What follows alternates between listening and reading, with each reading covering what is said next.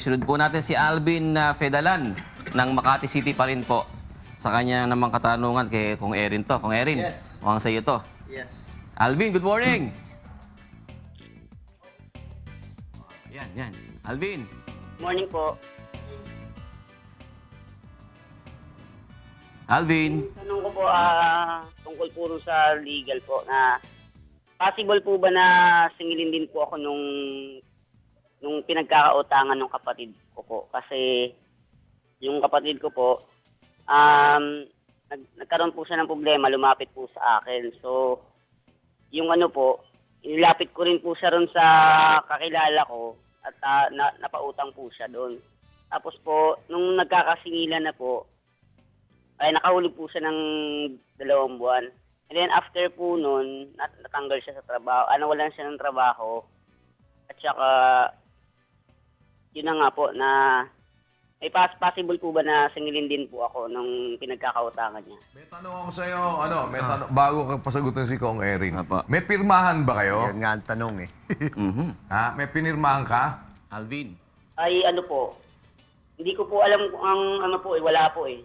Hindi, kasi pag umuutang, di ba, minsan, pirmahan kayo na umutang si ganito. Yes. Tapos ikaw naman, tatayo kang garantor, Yes. pipirma ka rin. Wala kang pinirmahan ganon. Wala po. Ayun. So, hindi ka pumirma na garantor ka. Opo. Pero acknowledge mo na may utang ka. Ay, may utang yung Yung kapatid, kapatid mo. niya po.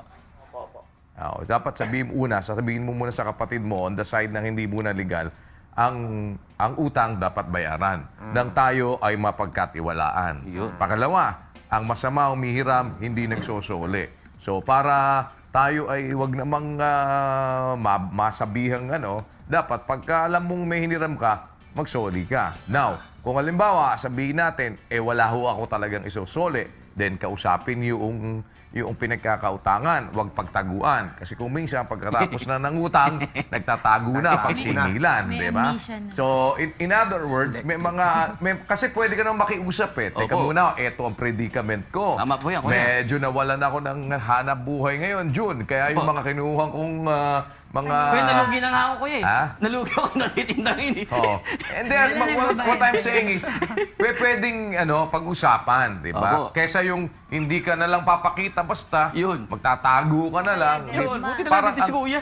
Parang ang dating nun, para kang nang nanunuba, di ba? Dahil nung nangungutang ka, nandiyan ka. Yan.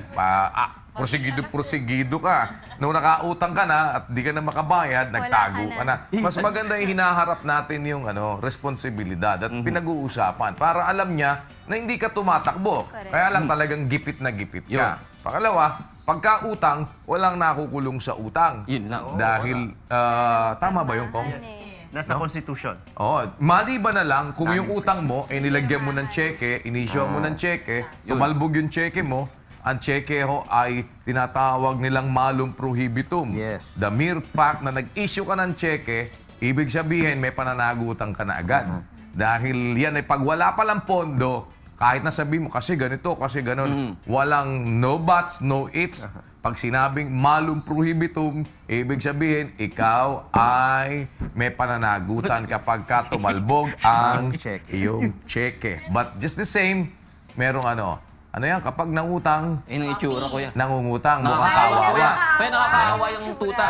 Kapag ka nakautang na, masaya na. Kaya ganyan. Kapag ka sinisingil na, nakakagalit Hindi pa. naman ganyan yung mga sinisingil. Bagay, bakit yung gano'n naman? Yung ikaw na sinisingil, alam mo may utang ka, ikaw pagalit. Para mga ngagat. But just the same, Kung Erin, ano ang legal explanation doon sa utangan na ganyan kapag ka merong mga kasulatan? Well, kung may kasulatan, talagang guarantor siya.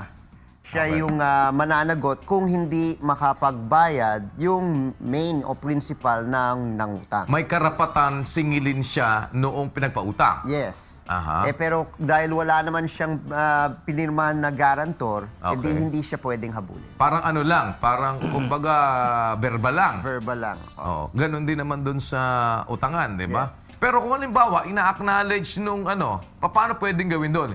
Halimbawa, walang pirmahan, pero ina-acknowledge nung nangutang na may utang siya talaga at ina-acknowledge nung nag-garantor na nag-garantor siya talaga.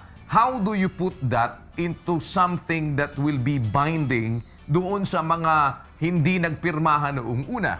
Well, under the Civil Code na yung Article 16, all persons are expected to act in good faith. Yes, oo. No? So doon pwede mong habulin. Pero yun nga, Kasi paano mo naman papatunayan kung wala Yes. naman pirmahan? oo. Oh. So gagamitin mo na lang yung good faith. May witness naman na alam niya na may utang, siya yung nagpakilala, maski walang So pirmahan. meaning pwede ako mag-present sa korte. Halimbawa, nakaharap si Monica, si Rina, si Talia nung nangungutang si Angela at ni-recognize naman ni Angela halimbawa na tumanggap siya ng perang ganito. Oo. So I can make use of these three witnesses Yes. to bring them to court and sabihin na, halimbawa, tinanggi na ni Ande, wala naman akong ganun. Para pakita na, Ande, in-acknowledge mo, talagang Yes. meron kang kinuhang ganito, may perang ganito, meron I kang was tinanggap. present when you said that. Ayun. So, but just the same, ang sinasabi ni Kong Erin, mahabang usapan. Mahabang usapan yan. Korte yan. Legally Legal issue speaking, na yan. wala ka namang pananagutan bilang garantor na nakapapel. Yes. Pero sa budhismo, dapat alamin mo na ikaw ay nag-garantor. At sa budhi din noong, kasi minsan, alam mo, a question of conscience. Conscience na yan eh. 'Di ba? Dahil kaya mas maganda kausapin mo pa rin. Kausapin niyo yung pinagkakautangan niyo at huwag niyong pagtaguan. Lalo na kung alam niyong meron naman kayo talagang utang. Okay, Alvin? Okay po, salamat po. Ayan, Kuya, may nag-text kagad sa akin, alis na po ako. Sabi ni Muy Muy, Tito Jun, magbabayad na ako. Kuya, Malaki pa utang mo ha. Talagang na may personal ka. Ha?